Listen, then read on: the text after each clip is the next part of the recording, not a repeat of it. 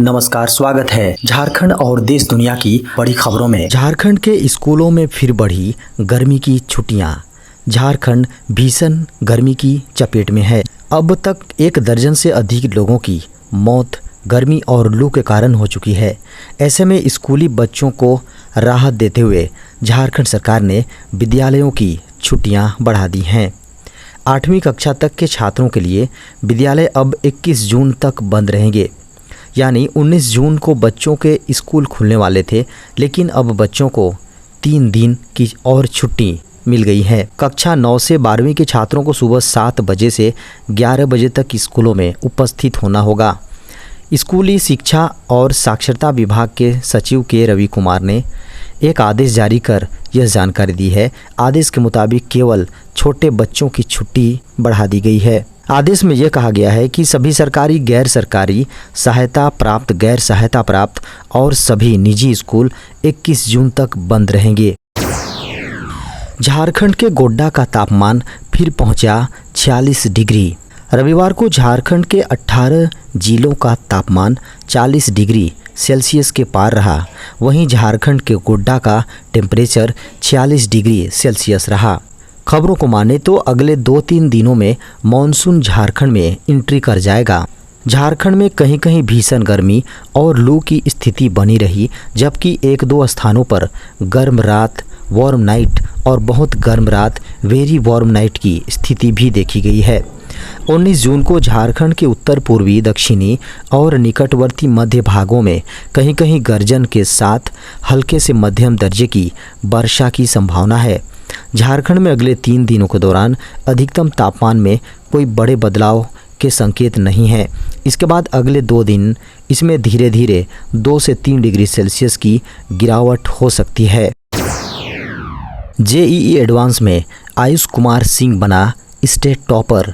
झारखंड में Ayush Kumar Singh all India rank 94 के साथ झारखंड स्टेट टॉपर बने हैं। इससे पहले जेईई मेंस के फेज 1 और फेज 2 में 99.99 परसेंटाइल के साथ लगातार 2 बार झारखंड टॉपर का भी गौरव हासिल किया था। खबरों को माने तो स्कूल के 20 छात्रों ने उत्कृष्ट प्रदर्शन किया। जेईई मेंस में 3rd स्टेट टॉपर बनने वाले साबिल अहमद ने जेईई एडवांस में फिर से अपनी श्रेष्ठता साबित करते हुए ऑल इंडिया 188 रैंक लाकर स्कूल के टॉपर और 2nd स्टेट टॉपर बनने का श्रेय प्राप्त किया है। वहीं मूल रूप से लोहरदगा के आयुष कुमार सिंह को जेईई एडवांस की परीक्षा में झारखंड टॉपर बनने का गौरव हासिल हुआ है। पूरे देश में इसी सत्र से शुरू होगा सीबीएसई 8वीं बोर्ड की परीक्षाएं। पूरे देश में सीबीएसई मान्यता प्राप्त विद्यालयों में 10वीं बोर्ड की तरह अब 8वीं बोर्ड एग्ज़ाम ली जाएगी। इसकी शुरुआत इसी शैक्षणिक सत्र के दौरान शुरू होगी। खबरों को माने तो सीबीएसई की ओर से आयोजित की जाने वाली 8वीं बोर्ड एग्ज़ाम में सभी प्रश्न वस्तुनिष्ठ प्रश्न अर्थात MCQ प्रश्न पूछे जाएंगे। परीक्षा आधे घंटे की होगी। विद्यालयों को इसके लिए कंप्यूटर लैब और उपकरण की व्यवस्था करनी होगी। इस एग्ज़ाम के ज़रिए यह जानने की कोशिश होगी कि विद्यालयों में पढ़ाई करवाई जा रही है वो बच्चे समझ पा रहे हैं या नहीं। इसका उद्देश्य बच्चों की काबिलियत को पहचानना होगा। भारतीय नौसेना में 1465 पदों के लिए निकली भर्तियां। अगर आप भारतीय नौसेना में शामिल होना चाहते हैं तो जल्द से जल्द आवेदन कर दें, क्योंकि नौसेना ने आवेदन करने की आखिरी तारीख को आगे बढ़ा दिया है। अब उम्मीदवार 20 जून 2023 आवेदन कर सकेंगे। पहले आवेदन करने की अंतिम तिथि 19 जून थी, जिसे 1 दिन के लिए बढ़ा दिया गया है। बता दें कि इस भर्ती के लिए आवेदन प्रक्रिया 29 मई 2023 से शुरू हुई थी। इस भर्ती के माध्यम से विभाग अग्निवीर SSR, अग्निवीर MR के कुल 1465 पदों के लिए उम्मीदवारों का चयन करेगा। आवेदन से संबंधी अन्य जानकारी आधिकारिक वेबसाइट पर देख सकते हैं। बता दें कि अग्निवीर SSR के पदों के लिए उम्मीदवार का गणित, भौतिक विज्ञान या रसायन विज्ञान, जीव विज्ञान, कंप्यूटर साइंस में से किसी एक विषय के साथ 12वीं की परीक्षा पास की हो। देश के करोड़ों किसानों को इस दिन मिलेंगे 2,000 रुपये। पीएम किसान सम्मान निधि के तहत किसानों को किस्तों में फ़ायदा मिलता है। हर एक 4 महीने में एक किस्त जारी की जाती है। हर किस्त में किसानों को 2,000 रुपये मुहैया कराए जाते हैं। देश के करोड़ों किसानों को इस योजना का फ़ायदा मिल रहा है। मीडिया की खबरों को माने तो इस महीने के अंत तक किसानों के अकाउंट में 14वीं किस्त के पैसे भेज दिए जाएंगे। हालांकि अभी तक इस बारे में कोई आधिकारिक ऐलान नहीं हुआ है। वहीं जिन किसानों का वेरिफिकेशन नहीं करने की वजह से 13वीं किस्त नहीं मिल पाई थी, वो अपना वेरिफिकेशन करवा लें। ऐसे में उन्हें 14वीं किस्त के समय 13वीं किस्त के पैसे भी मिल जाएंगे। इस तरह से किसानों को 2,000 रुपये की जगह 4,000 रुपये मिलेंगे। वहीं 14वीं किस्त का फ़ायदा सिर्फ उन्हीं किसानों को मिलेगा जिन किसानों ने EKYC और भूलेख का सत्यापन करा लिया है। देश में कोरोना वायरस संक्रमण के उपचाराधीन मरीजों की संख्या घटकर हुई 1,925। देश में एक दिन में कोरोना वायरस संक्रमण के 90 नए मामले सामने आने के बाद देश में अभी तक संक्रमित हुए लोगों की संख्या बढ़कर 4,49,93,480 हो गई हैं।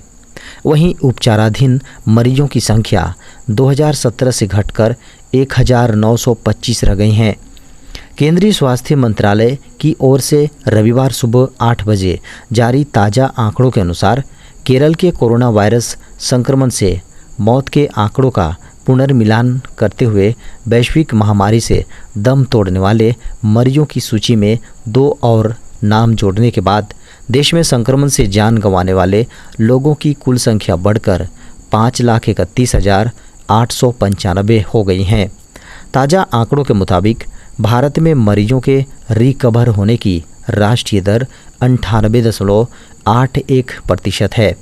देश में अभी तक कुल 4,44,59,660 लोग संक्रमण से रिकवर हो चुके हैं, जबकि कोविड-19 से मृत्यु दर 1.18% है।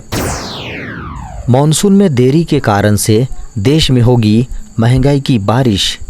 इस बार मॉनसून रेंग रेंग कर आगे बढ़ रहा है। अब तक मॉनसून की सामान्य बारिश के मुकाबले आधी बारिश हुई है। इतना ही नहीं, केरल जहां से देश में मॉनसून प्रवेश करता है, वहां पर भी सामान्य से काफ़ी कम बारिश रिकॉर्ड की गई है। मॉनसून की ये देरी खरीफ के मौसम की बुआई पर भी असर डाल रही है। यदि मॉनसून की गति जल्द न सुधरी तो भारत में महंगाई का नया दौर शुरू हो सकता है। जर्मनी की ब्रोकरेज फर्म डॉयचे बैंक ने कहा कि मॉनसून आने में देरी होने से काबू में आती दिख रही मुद्रास्फीति में तेजी आ सकती है। डॉयचे बैंक ने एक रिपोर्ट में कहा कि भारत में अभी तक बारिश सामान्य से 53% कम हुई है। इसके अलावा जुलाई में आमतौर पर खाद्य उत्पादों के दाम बढ़ते रहे हैं। ऐसी स्थिति में मुद्रास्फीति के मोर्चे पर ढिलाई बरतने की कोई भी गुंजाइश नहीं है। ब्रोकरेज फर्म ने वित्त वर्ष 2023-24 में मुद्रास्फीति के 5.2% रहने का अनुमान जताया है। वहीं RBI का अनुमान 5.1% मुद्रास्फीति का है। HIV को लेकर स्टडी में हुआ बड़ा खुलासा। एक स्टडी में पाया गया है कि HIV मस्तिष्क में निष्क्रिय पड़ा रह सकता है और उपचार बंद करने से एड्स का संक्रमण फिर बढ़ सकता है। अपने जीवन चक्र के एक भाग के रूप में ह्यूमन इम्यूनोडिफिशियंसी वायरस 1 अपने DNA की एक प्रति मानव प्रतिरक्षा कोशिकाओं में सम्मिलित करता है। इन नव संक्रमित प्रतिरक्षा कोशिकाओं में से कुछ लंबे समय तक एक निष्क्रिय अव्यक्त अवस्था में संक्रमण कर सकते हैं, जिसे HIV विलंबता कहा जाता है। हालांकि वर्तमान उपचार जैसे कि वर्तमान एंटी रेट्रोवायरल थेरेपी वायरस को आगे बढ़ने से सफलतापूर्वक रोक सकते हैं। यह अव्यक्त HIV को समाप्त नहीं करते हैं। यदि उपचार कभी बंद कर दिया जाता है तो वायरस वापस आ सकता है और एड्स की ओर ले जा सकता है। वैज्ञानिक इस बात की खोज कर रहे हैं कि ये गुप्त कोशिकाएं वास्तव में शरीर में कहाँ छिपी हैं। जर्नल ऑफ क्लिनिकल इन्वेस्टिगेशन में प्रकाशित शोध पुष्टि करता है कि माइक्रोग्लियल कोशिकाएं, जो मस्तिष्क में एक दशक लंबे जीवन काल के साथ विशेष प्रतिरक्षा कोशिकाएं हैं, अव्यक्त HIV के लिए एक स्थिर वायरल रिजर्वायर के रूप में काम कर सकती है।